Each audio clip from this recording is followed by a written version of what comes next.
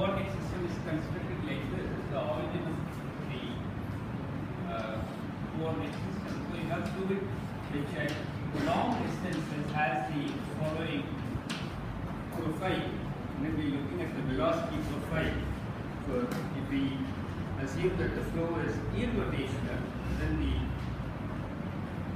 velocity profiles were obtained yesterday. Component in the radial direction is given by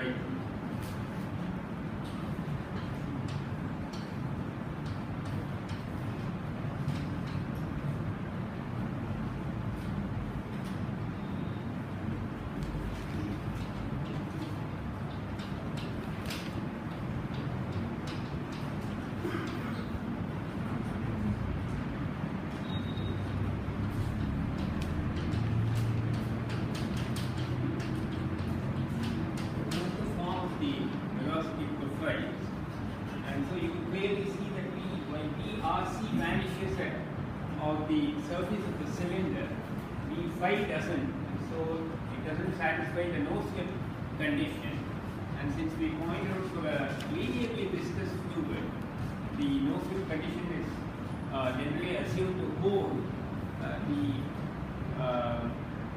This profile cannot clearly hold for a linearly viscous fluid. So instead, we will assume a perfect fluid. So we haven't said anything about the fluid other than the fact that the fluid is incompressible. On imposing the irrotational flow assumption,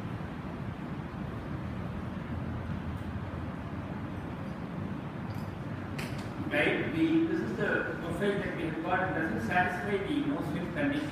We want to proceed for the first. How do we calculate the pressure profile? So we have to fall back on the equation of motion. This is the compatibility or incompatibility with the linearly viscous fluid. We instead assume the fluid is a perfect fluid and then apply the Bernoulli theorem to calculate the pressure. Because the Bernoulli theorem is an integral of the equation of motion for certain special cases. Certainly perfect fluid in the irrotational flow, we have seen that the h, the quantity h, right, is a constant in the entire flow region. So we could use the Bernoulli theorem directly rather than going back to the equation of motion for a perfect fluid and trying to solve it. Right? So typically what is done is I choose a point here and far away from the cylinder and in line with the x-axis. So if I call this some point where the pressure is P infinity, right? The velocity is and then here I'm choosing particularly the y coordinate to be 0. Right. So that's the point I'm choosing. My second point is the pressure. What we want is the pressure on the surface of the cylinder so that we can calculate the force exerted by the fluid on the cylinder. Pressure profile itself we will get, right? But particularly I am interested in finding what would be the pressure on the surface of the cylinder, the fluid near to the cylinder. I can choose the second point anywhere I want. I can choose it to be the, so this is my point 1, this is the point 2. So what the Bernoulli theorem says is that the h for these 2 points is the same. Now what is this h? Right? So the h, as we have already seen, is given by, it consists of 3 terms. Right? So this is an incompressible fluid further. Right? So what the h then becomes, as per our notation, P over rho, where rho is the density of the fluid, plus phi plus b squared by 2. Now phi is what comes from the body force, right? It's the potential that expresses the body force. The formula that we have used is V is equal to, so we have to find phi based on the body force. The only force we are considering is the force due to gravity, and here clearly V is equal to G rather minus GEY, and this is equal to minus gradient of phi. So we will find a form for phi, right? So all I have to do is really integrate this. So if I just equate this, I get minus GEY equal to minus of d phi by dx dx d phi by dy dy plus d phi by dz. Also made it probably by inspection, but guess. But clearly, if this is to be equal, then d phi by dx and d phi by dz.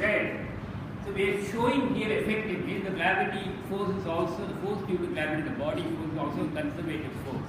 So therefore, we are going to get the phi based on that. Right? So clearly, so phi it shows is clearly a function of y alone, because d phi by dx and d phi by dz are 0 for this gravity force with this chosen coordinate system. So what I am getting is d phi by dy is equal to minus, or rather minus d phi by dy equal to g, and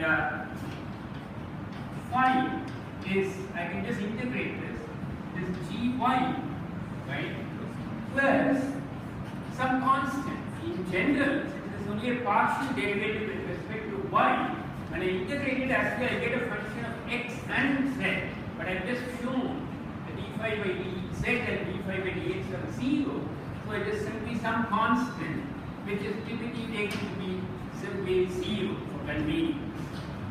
So it's anyway going to get cancelled, right? So I can simply take this as gy.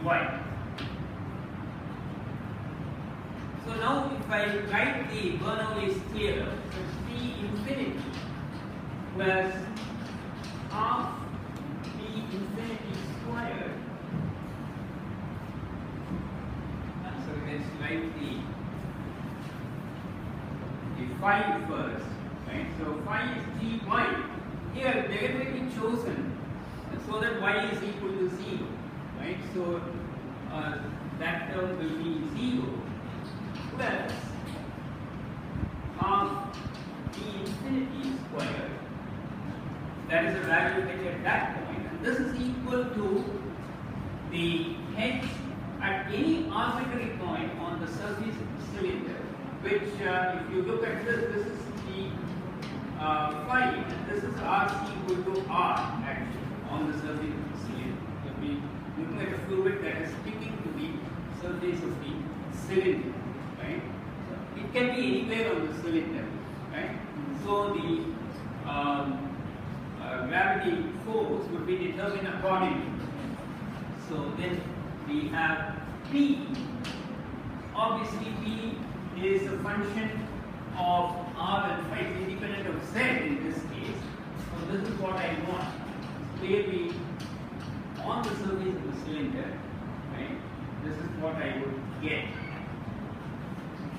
Because the whole idea, I can choose the second point to be anywhere in the fluid. If I'm deliberately choosing it, because now I want to calculate the force acting on the cylinder, right? So the special case of a perfect fluid. So plus half rho p squared, right? So then, which is on that. So this is obviously coming from the square of these two, right? D squared here is simply d RC squared because d phi squared evaluated at RC equal to R, right? That I have to calculate, plus g times y, right? Y at any point is clearly given by R sin phi, right? So you get g R sin phi.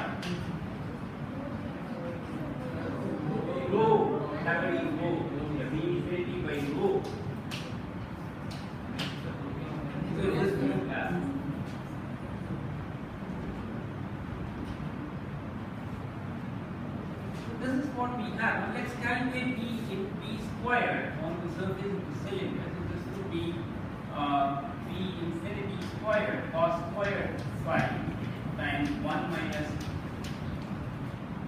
r. Oh, this is 0 actually, right? So we want at the surface anyway that we know to be 0 because we applied that condition, and so V squared at RC equal to R. V RC squared and RC equal to R is 0. We applied that condition as got the profile, right? So we get V phi squared at RC equal to R, and that would be V infinity squared sine squared phi times 1 plus evaluated at R, it would be 1. So it is 2. 1 plus 1 squared. So that would be 4 V infinity squared sine squared phi. So half of that would be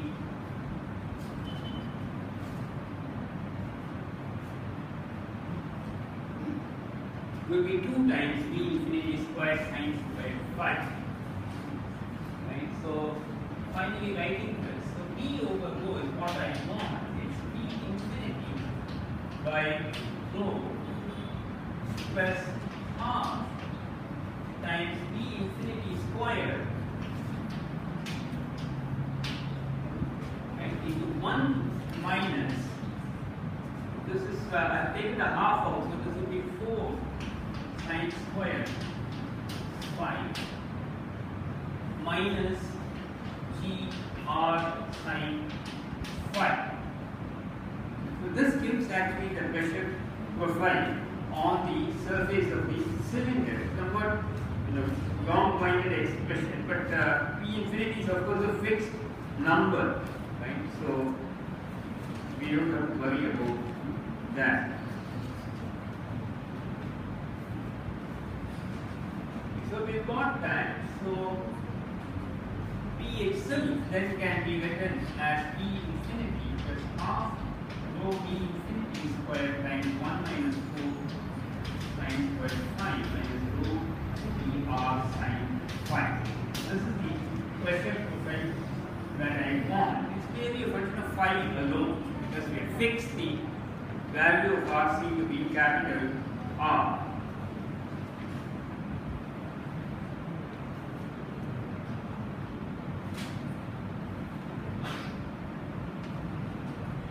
So this is what we have. You can also define as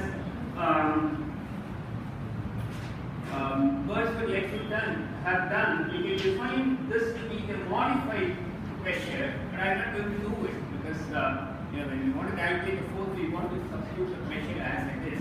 Let's calculate the force exerted by the fluid on the cylinder, right? So that force, the contact force, is given by again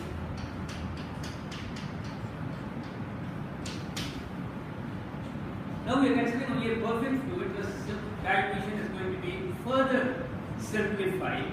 So clearly N here is ERC, right? And dA you can easily read off. Corresponding to that would be simply RC d phi dz, right? RC d phi dz, that is the dA, area element corresponding to that, and D is equal to minus P times I, that is the stress tensor of the perfect fluid, right? So what will you get out of first N dot T is equal to ERC dotted with minus Pi. So how would you like the unit tensor in cylindrical coordinates? Because if I want to, then that is fine. I want to know what you would write for I. If we want to calculate the dot product, I have to get I. ERC, E5, because it's only a diagonal and the coefficients are 1, right? So I would be ERC, E5,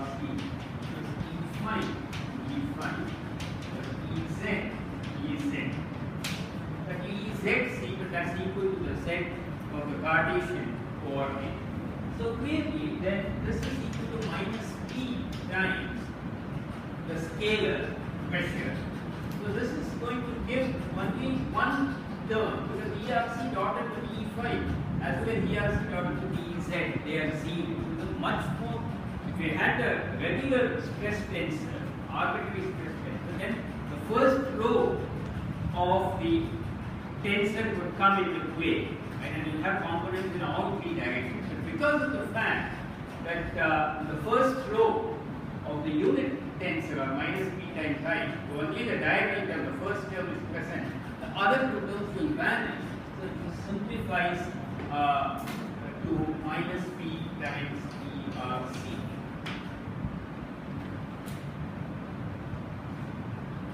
And we know that so I have to substitute this. The contact force would be given. So it has two components, one along the, so finally we said, we cannot express the force in terms of components along RC and phi because they are functions of the coordinate itself, right? So finally we have to reduce it to what is the net force acting in the x direction, y direction and z direction. So it's very important to complete the calculation to also substitute for ERC, and that would be clearly cos phi Ex plus sin phi Ey. Now I have to put everything in, and then I will have to do the integration. So clearly the integration, it is integral 0 to phi, which is 2 pi, and I can consider an arbitrary length of the cylinder. Cylinder to have a certain length, right? So I have to do it over the entire length of the cylinder, but there is no dependence of any dependence coming for pressure in terms of z. So that is just going to multiply it out, right? So I can write this as m times, and simply this minus of p. So I can take the minus out, right? So we have two components.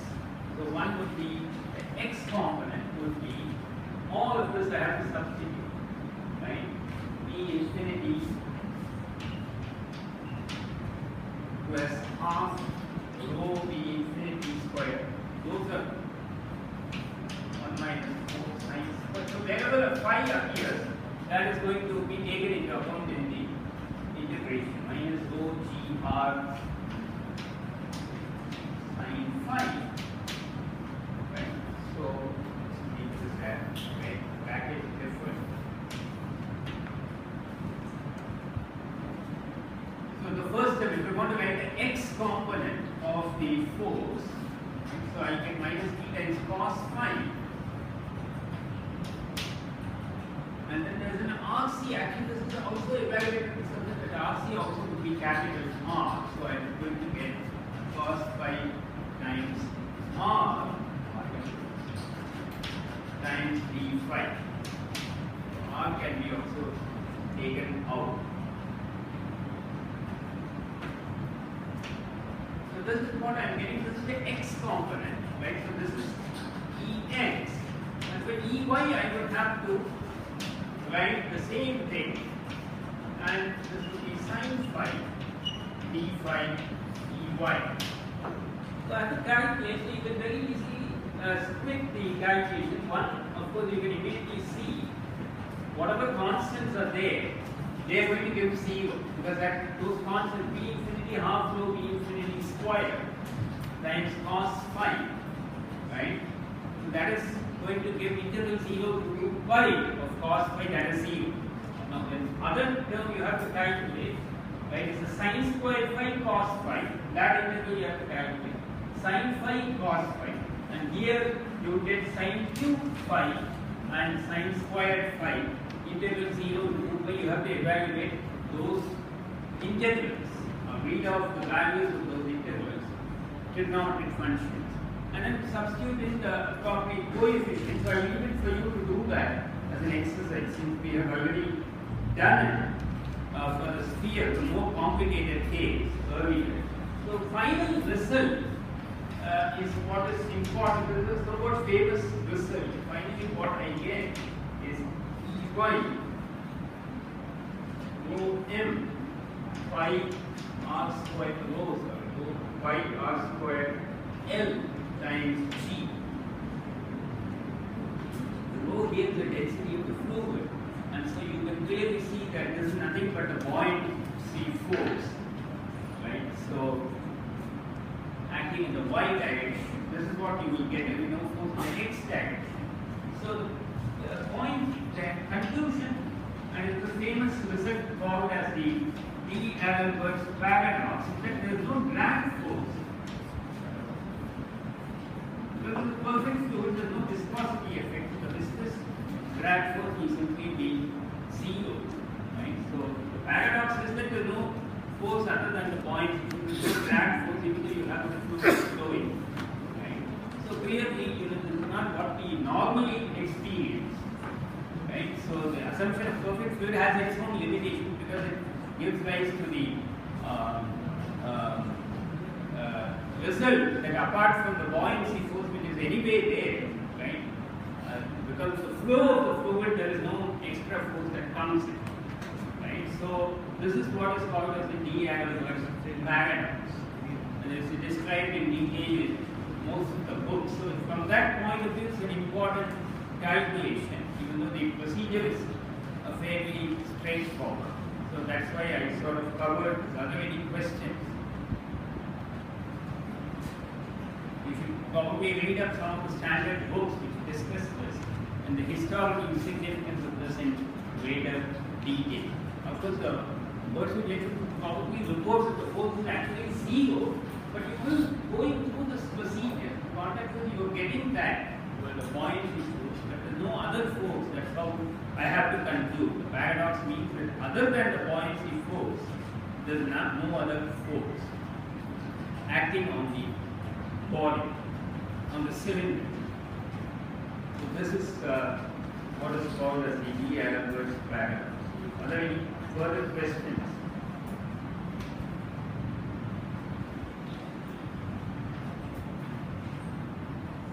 If not, we'll move on to the assignment problem. Take the first problem, which asks, this is again all of the problems are from Bernoulli. So, the problem here is one that we have already solved using directly the equation of motion, and that is the flow between two slits. It flows like this, and this is the z-axis. Probably the x-axis, right? So the slits are minus b and at locations minus b and plus b. Fluid is flowing down. We already have the solved this and got the answer, but he is now asking. They are asking us to solve it using the vorticity equation. This is an exercise in the use of the vorticity equation. You are asked to use the y component of the above equation. So the vorticity equation is this.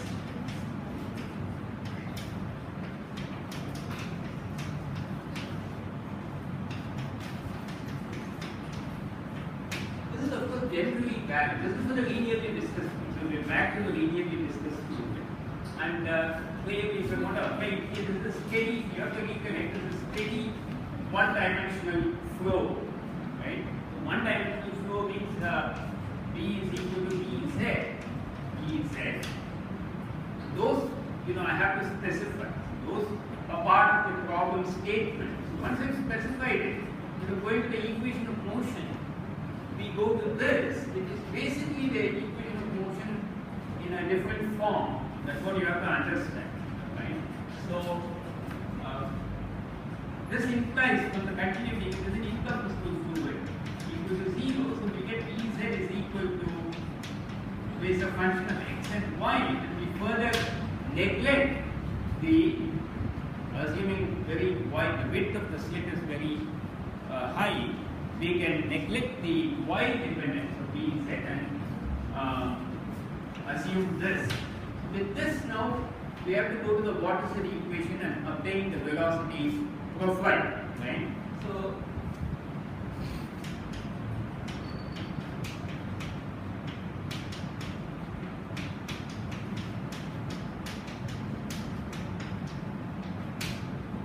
clearly for steady flow, there's a zero. So if you look at the other terms, now the vorticity itself is obviously defined as the vorticity vector is defined as the curve. So first I have to find that for this particular special case, right?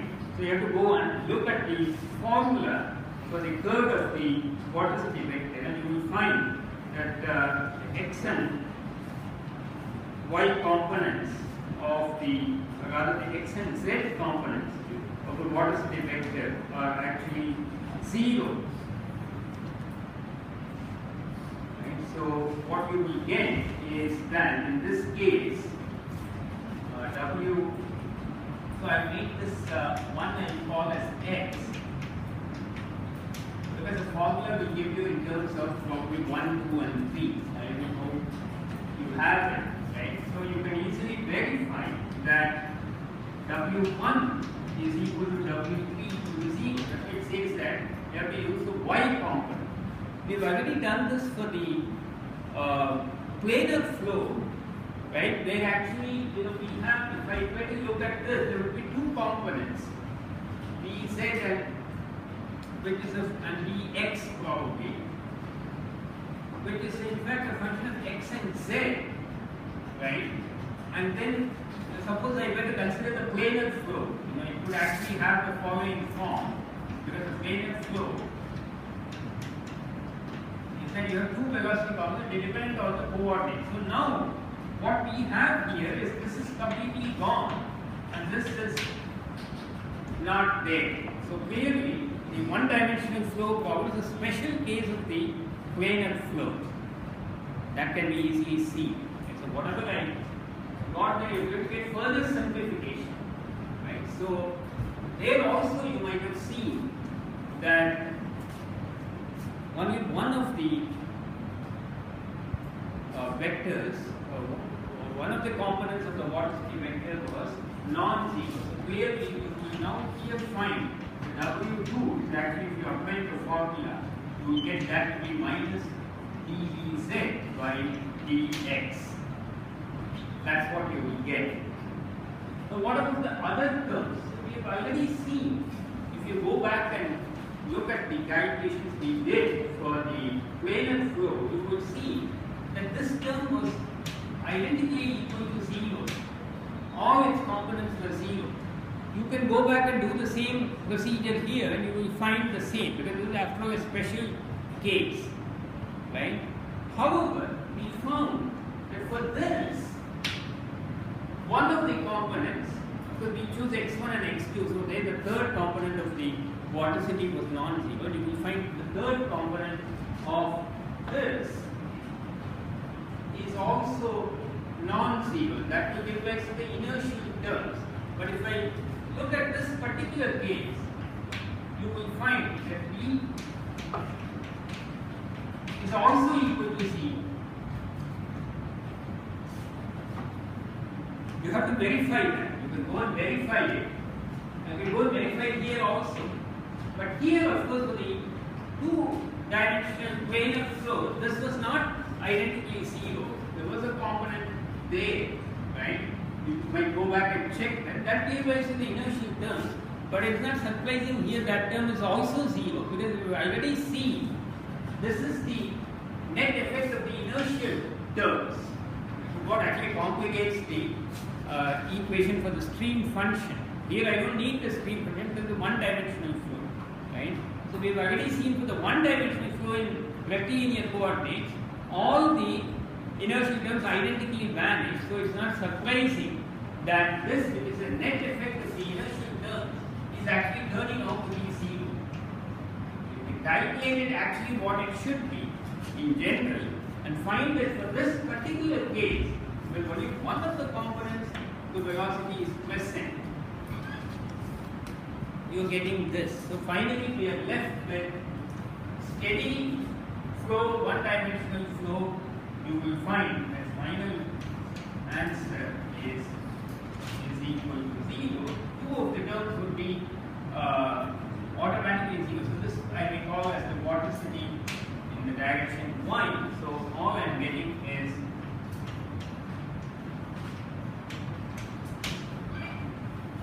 the Laplacian of the vorticity in the y component is 0. So this is what I am getting. So finally, since Wy is, the Laplacian is just d squared by dx squared. So what I am getting is that minus dq equal to 0. That's what I am getting. You're getting slightly different ways. Not even, if you go back to how this was solved using the equation of motion, we find that you get the pressure term also, as I pointed out. Whole vorticity equation effectively separates the pressure calculation from the velocity calculation. Right? Decouples, and that we can see because now we are directly getting an equation for the velocity profile without any effect of the pressure coming. This can be easily solved.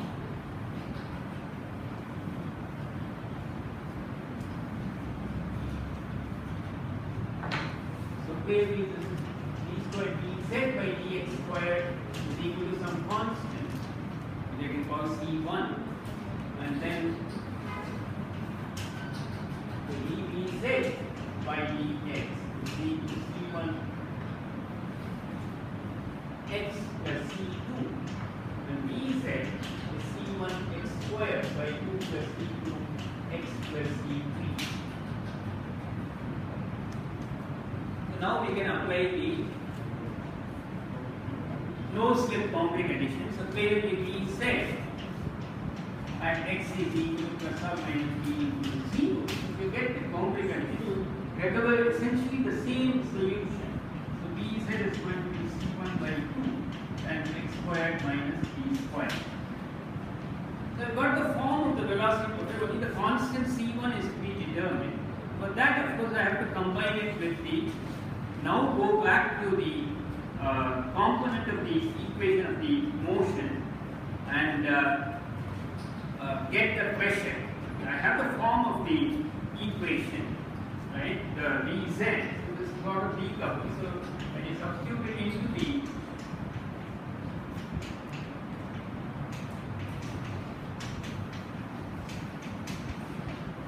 this is what you will get. So earlier also we had the same thing, but then they came out with the equation of motion, right? And then we equated this to a constant and then solved the problem. That's basically what we have got in a somewhat indirect way. This is not normally required for solving these kinds of simple problems, but it's an exercise in you to understand the implications of the vorticity equation. So when I substitute, this is what I get from, because finally I have to get the pressure profile. This is decoupled and dealing only with the velocity. So I go back to the equation of motion, but only now I have already solved for dz. So if you substitute it back, you will finally get the same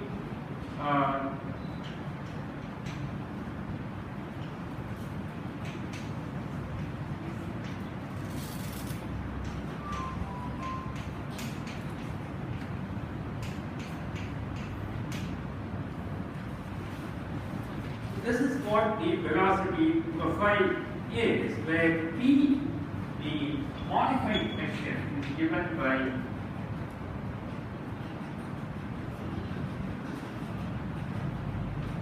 P minus rho dz.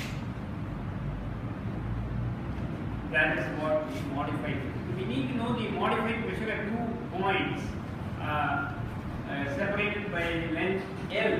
Right? And so then we will, the z direction that is, and then you will get the velocity profile expressed in terms of that pressure difference. Right? A pressure drop, modified pressure drop. This is the, now you can look at what is the vorticity. The vorticity is actually the y component alone is present. That is actually d.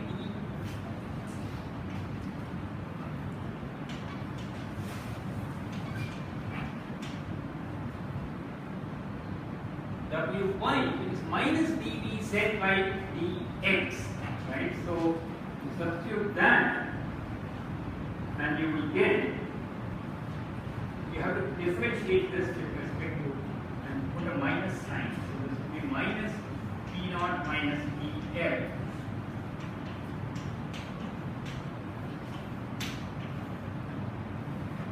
Minus 1 over b square, right? 1 over b square times 2x. These two are cancelled. Minus to cancel with this, and so we get 2 and 2 will also cancel. So we get p naught minus pl.